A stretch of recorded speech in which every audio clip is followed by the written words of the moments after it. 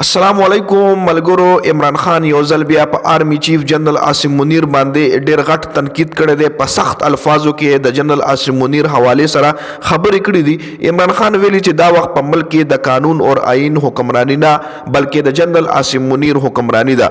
آرمی چیف ته ذهني مریض هم ویل دي او د ټولو نه ظالم ډیکټیټر ورته هم ویل دي.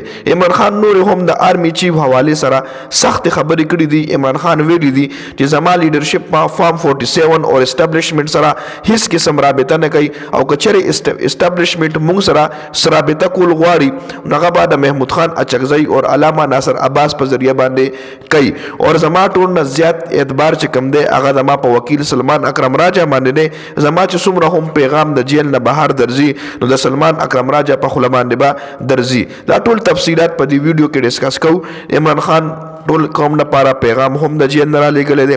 نور هم اهم خبرې کړي دي. څه خبرې کړي دي ډیټیل سره په دې ویډیو کې خبره کوو. نو ویډیو خپله هم مکمل وګورئ او مخکې ملګرو سره ضرور شریکه کوي. اډیالا جیل کې د عمران خان خور ډاکټر عظما خان عمران خان سره ملاقات کړی دی چې بیا د عمران خان خور میډیا سره خبرې اترې هم کړې دي او د عمران خان اکاونټ نه هغې نه پس ټویټ هم شوی دی. عمران خان په خپل ټویټ کې ډېرې سختې خبرې کړې دي. عمران خان ویلي دي چې دا وخت ملک کې د قانون او آئین حکمرانی نه بلکې د جنرال عاصم منیر قانون دی. جنرال عاصم منیر د تاریخ د ټولو نه ظالم ترین ډیکټیټر او ذهني مریض دی. دا عمران خان ویلي دي او په د دور کې چې څومره ظلم شوی دی د دې مثال په تاریخ کې نشته دی.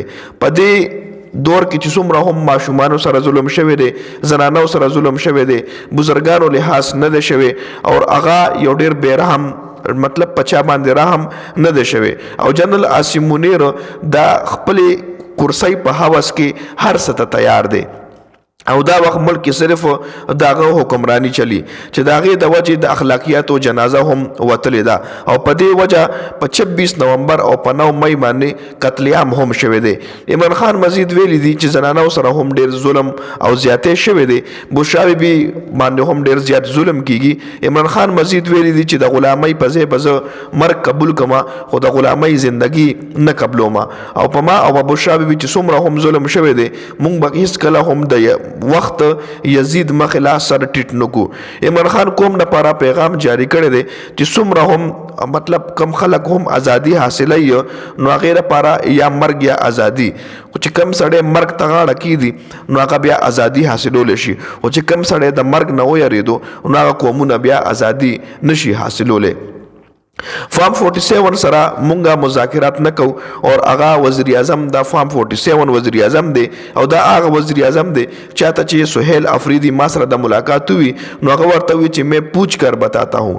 یعنی وزیر اعظم سره دا اختیارات نشته دی چې هغه یو وړه غونته فیصله وکړي او زما پارټي په اسټابلیشمنت زما پارټي چې کوم لیډرشپ ته عمران خان وای اب اسټابلیشمنت سره یا فارم 47 سره هیڅ قسم رابطه نه کوي. نو محمود خان اچکزئی اور علامه ناصر عباس چې کوم دی ما د مذاکراتو دپاره مختص کړي دي هغه سره به رابطه کیږي.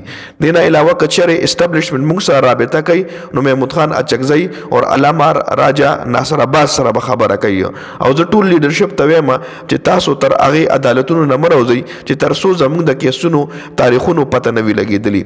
بل عمران خان دا هم ووي چې سلمان اکرم راجا باندې زما مکمل اعتبار دی هغه په خوله باندې به زه خپل پیغامات د جیل نه بهر درلیږم.